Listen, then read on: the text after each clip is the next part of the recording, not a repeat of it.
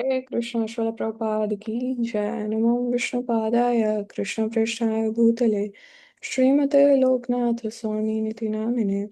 नमो विष्णुपादाय कृष्ण पृष्ठाय भूतले श्रीमते भक्ति वेदांत स्वामी निति नामिने। नमस्ते सरस्वते देवे गौरवाणी प्रचारणे निर्विशेष शून्यवादी पाश्चात्य देश तारिणे।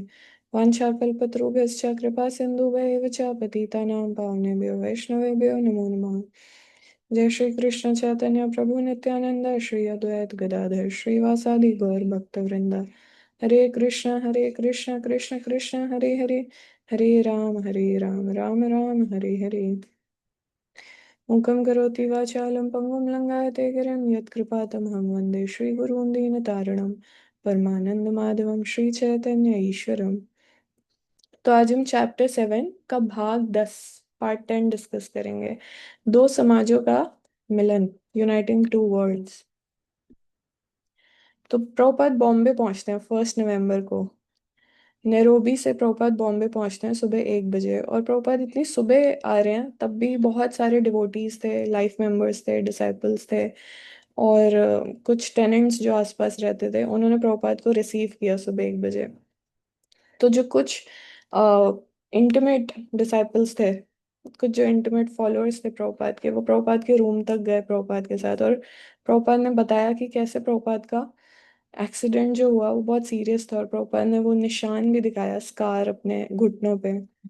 और प्रभुपाद कहते हैं कि वो बहुत रिलीव्ड है कि वो वापस आ गए हैं। और प्रभुपाद ने एक बॉम्बे से लेटर लिखा, जिसमें प्रभुपाद ने कहा कि जो एक्सीडेंट था वो बहुत ही भयावह था, लेकिन कृष्ण ने रक्षा की। तो प्रभुपाद ये लिखते हैं लेटर में कि अब प्रभुपाद कुछ समय बॉम्बे में रुकेंगे और टेम्पल कंस्ट्रक्शन को पूरा करने का प्रयास करेंगे। तो जो इस्कॉन बॉम्बे था वो प्रभुपाद का कार्यालय, Bombay is my office Prabhupada कहते थे। तो वो कार्यालय था। प्रभुपाद जहाँ भी जाते थे ज्यादातर बॉम्बे वापस आते थे और देखते थे कार्य कैसे चल रहा है। तो प्रभुपाद ने वहाँ पे जो इंजीनियर थे, जो मंदिर का निर्माण कर रहे थे, उनको निकाल दिया, क्योंकि प्रभुपाद उनके काम से प्रसन्न नहीं थे। और प्रभुपाद ने कहा कि ये ही एक्चुअली रिस्पॉन्सिबल है जिनकी वजह से काम धीरे हो रहा है और अच्छा नहीं हो रहा है, और सारा मटेरियल भी जो है वो चोरी हो रहा है। तो प्रभुपाद पहले सोच रहे थे पहले प्रभुपाद सोच रहे थे कि किसी प्रोफेशनल कंस्ट्रक्शन कंपनी को हायर ना किया जाए और अपने डिसेबल्स को ही सेवा में लगाया जाए इस प्रोजेक्ट में। बट उससे ज़्यादा काम हो नहीं पा रहा था। तो प्रभुपाद कुछ चेंज चाहते थे प्लान में। लेकिन कोई क्लियर ऑल्टरनेटिव, कोई क्लियर दूसरा रास्ता नहीं दिख रहा था। तो प्रभुपाद कहते हैं सुरभि महाराज को कि हम कृष्ण भावनामृत में आए हैं ताकि हम शाश्वत आनंद का अनुभव करें, लेकिन मैं शाश्वत चिंताओं का अनुभव करता हूँ शाश्वत आनंद के बजाय। और वो सुरभि महाराज को कहते हैं और गिरिराज महाराज को कहते हैं कि कुछ करो, जल्दी करो। तो फिर एक दिन एक लाइफ मेंबर आते हैं, कंस्ट्रक्शन इंजीनियर, और वो पूरा देखते हैं क्या काम चल रहा है। वो लाइफ मेंबर भी थे इस्कॉन के। और वो प्रभुपाद को कहते हैं कि मंदिर और होटल तो 6 महीने में बन जाएगा। तो प्रभुपाद सुरभि महाराज को डांटते हैं और सुरभि महाराज कहते हैं कि नहीं, 6 महीने में कुछ नहीं हो पाएगा प्रभुपाद। तो फिर जब वो लाइफ मेंबर कहते हैं 6 महीने में हो जाएगा, तो सुरभि प्रभु चिंतित हो जाते हैं। उनको लगता है अब तो मेरी सेवा गई, I am losing my service. फिर एक और लाइफ मेंबर आते हैं, मिस्टर ओमकार प्रकाश धीर, जो इंजीनियर थे ईसीसी कंपनी में। बहुत बड़ी कंस्ट्रक्शन कंपनी थी वो इंडिया की। तो वो एक दिन संडे लव फीस्ट में आती हैं और वो पूरे कार्य को देखती भी हैं। तो वो कहते हैं कि ये जो कार्य हो रहा है ये बहुत ही खराब क्वालिटी का हो रहा है और 2-3 साल में ये पूरा प्रोजेक्ट कोलैप्स कर जाएगा, खराब मतलब गिर जाएगा, ढह जाएगा। तो वो कह गिरिराज महाराज जो थे, वो बॉम्बे की सबसे बड़ी ये जो कंस्ट्रक्शन कंपनी थी, तो सोच रहे थे इनको ही हायर कर लिया जाए। तो वो प्रभुपाद से इस बारे में बात करते हैं और प्रभुपाद भी इंटरेस्टेड होते हैं।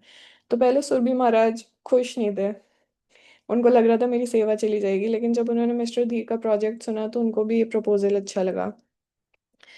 फिर कॉन्ट्रैक्ट होता है ईसीसी कंपनी और मिस्टर धीर का इस मंदिर के साथ। और वो फिर प्रभुपाद को पूरा बताते हैं कैसे वो एक एक फेज में काम करेंगे और कब तक वो कंप्लीट होगा। और प्रभुपाद इससे बहुत प्रसन्न थे कि अब जो भी कार्य होगा वो बिल्कुल प्रोफेशनल होगा।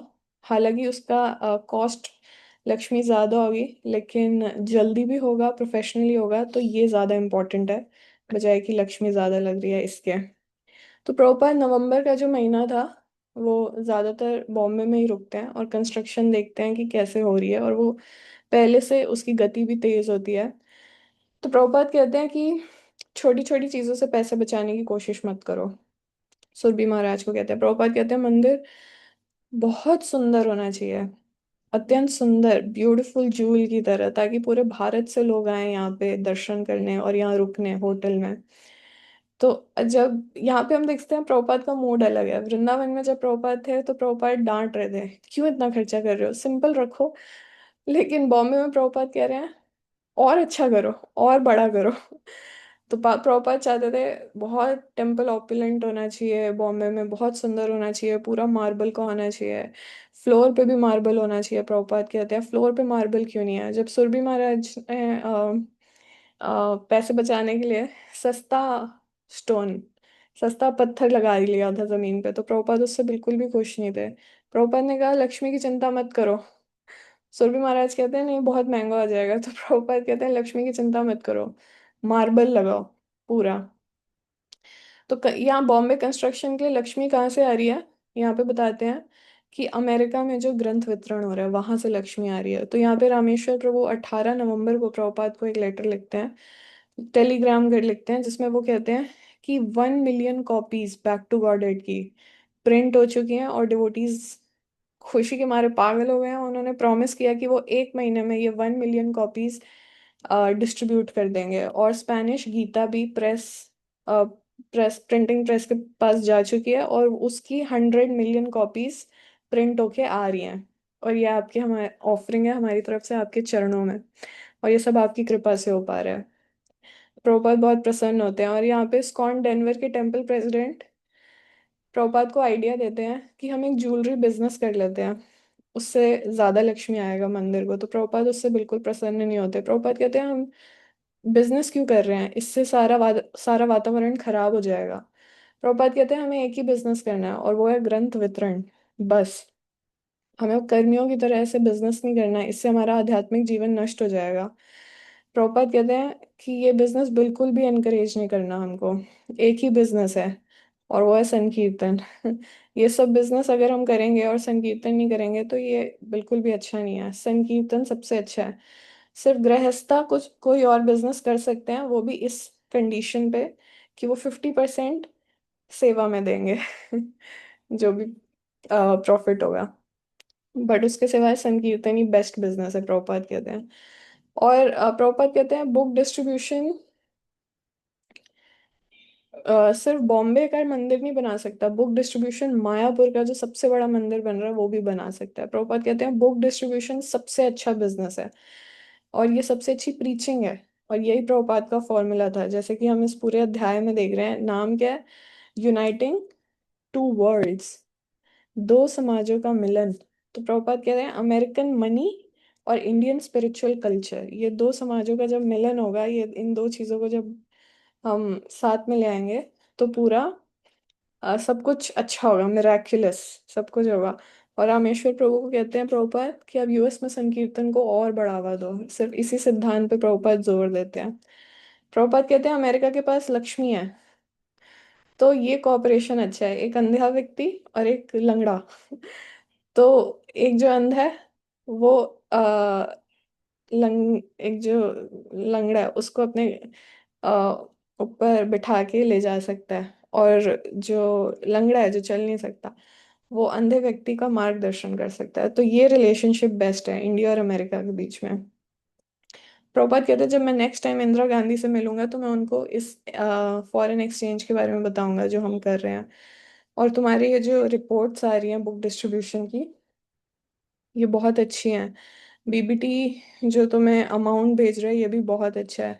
इससे हम कुरुक्षेत्र का प्रोजेक्ट शुरू कर सकते हैं, जगन्नाथपुरी प्रोजेक्ट शुरू कर सकते हैं, और हम जितने भी मंदिर बना रहे हैं भारत में, ये इन सब चीज़ों में हम लगा सकते हैं इस लक्ष्मी को। तो इससे अमेरिका का भी बहुत फायदा होगा, आध्यात्मिक आध्यात्मिक फायदा होगा अमेरिका का। तो फिर प्रभुपाद एंड में लिखते हैं कि हमें हर परिस्थिति में गुरु और कृष्ण पे निर्भर रहना चाहिए, और फिर हमारी जो प्रोग्रेस है, जो हमारी एडवांसमेंट है, वो फॉर श्योर, वो बिल्कुल पक्का है। तो बीबीटी ने जब से प्रेस मैराथन शुरू किया था 1975 में, तो उन्होंने प्रभुपाद को कहा था कि जितनी तेजी से आप लिख रहे हैं उतनी तेजी से हम ग्रंथ वितरण कर रहे हैं, छाप रहे हैं और वितरण कर रहे हैं। तो एक बहुत ही मधुर और बहुत ही दिव्य कंपटीशन था प्रभुपाद प्रभुपाद के लिखने में, और ग्रंथों के प्रकाशित होने में, और ग्रंथों का वितरण होने में, इनके बीच में। और फिर नवंबर 1975 में प्रभुपाद लिखते हैं बुक डिस्ट्रीब्यूटर्स को कि बीबीटी कह रही है कि वो मेरी तेजी से छाप रही है ग्रंथ को, और जो डिस्ट्रीब्यूटर्स हैं वो उतनी तेजी से ग्रंथों का वितरण कर रहे हैं, लेकिन फिर भी मैं आ गया हूँ। मैं 7th कैंटो पे हूँ, और आप अभी तक 6th कैंटो ही पब्लिश कर रहे हैं। फिर कुछ टाइम में प्रभुपाद का जो ये लिखित कार्य था, जो ट्रांसलेशन प्रभुपाद दे रहे थे, ये कम भी हो गया था, क्योंकि प्रभुपाद का इन्वॉल्वमेंट मैनेजमेंट में बहुत ज़्यादा था। प्रभुपाद डायरेक्टली बॉम्बे टेम्पल देख रहे थे, वृंदावन में जो हो रहा था वो देख रहे थे, फिर इस्कॉन में और भी बहुत एक्टिविटीज़ जो हो रही थी, प्रभुपाद सबको गाइड कर रहे थे। मायापुर में जब प्रभुपाद कार्य कर रहे थे ट्रांसलेशन का, तो कुछ आवाज़ें आ रही थी काम होने की, उससे डिस्टर्ब हो रहा था। तो प्रभुपाद कहते कि कभी कभी प्रभुपाद 2-3 दिन तक सिर्फ एक तात्पर्य देने के बारे में सोचते रहते हैं उसको लिखने से पहले। तो एक्चुअली यहाँ पे ट्रांसलेशन शब्द जो है, सतस्वरूप दास महाराज कह रहे हैं कि प्रभुपाद ने ट्रांसलेशन दिया, ये इनकम्प्लीट है। प्रभुपाद सिर्फ ट्रांसलेशन नहीं दे रहे, मतलब ट्रांसलेशन और एक वर्ड टू वर्ड जो सिनोनिम्स जो हम देखते हैं दिया है, उसके ऊपर प्रभुपाद ने जो तात्पर्य दिया है वो प्रभुपाद के पर्सनल डीप रियलाइजेशन, प्रभुपाद की एक्सटेसीज, प्रभुपाद का मेडिटेशन है वो। तो ये जो तात्पर्य है, गोल्डन पर्पस, गोल्डन भक्ति वेदांत पर्पस, तो ये पर्पस देना प्रभुपाद के लिए ऐसे नहीं था कि बस उठे और 1 बजे बैठे और प्रभुपाद ने बोलना शुरू कर दिया डिक्टाफोन पे, ऐसे नहीं था। प्रभुपाद बहुत ग्रेव रहते थे, बहुत चिंतन करते थे वैदिक वैदिक जो अध्ययन प्रभुपाद ने किया उसका, और कैसे उसको मॉडर्न कॉन्टेक्स्ट में समझाया जाए, ताकि वेस्टर्न लोग जब फ्यूचर में पढ़े, वेस्टर्न या फिर मतलब जो आजकल के मॉडर्न लोग हैं, जब वो उसको पढ़े तो वो उसको कैसे समझ सकें, उनके लिए कैसे वो अंडरस्टैंडेबल हो एक एक तात्पर्य। तो ये एक बहुत ही ज्यादा ग्रेट, बहुत ही ज्यादा महान और बहुत ही ज्यादा डिमांडिंग टास्क था। तो प्रभुपाद पूरे संसार से बात कर रहे हैं एक्चुअली श्रीमद् भागवतम के थ्रू। तो प्रभुपाद को उसके लिए बहुत ही कंड्यूसिव सिचुएशन चाहिए थी, बहुत ही फेवरेबल। तो मायापुर फेस्टिवल में प्रभुपाद ने एक फाइनली प्लान बनाया कि कैसे मायापुर फेस्टिवल्स के बाद प्रभुपाद हवाई जाएंगे और वहाँ पे शांति वाले वातावरण में बैठ के तात्पर्य का, जो श्रीमद् भागवतम पे तात्पर्य देने का ये जो कार्य है वो प्रभुपाद वहाँ पे करेंगे। तो जो प्रभुपाद के सेक्रेटरी थे पुष्ट कृष्ण स्वामी महाराज, वो एक प्लान बनाते हैं, टिकट्स करते हैं, और फिर नेक्स्ट प्रभुपाद हवाई में जाते हैं। हरे कृष्णा, श्रील प्रभुपाद की जय।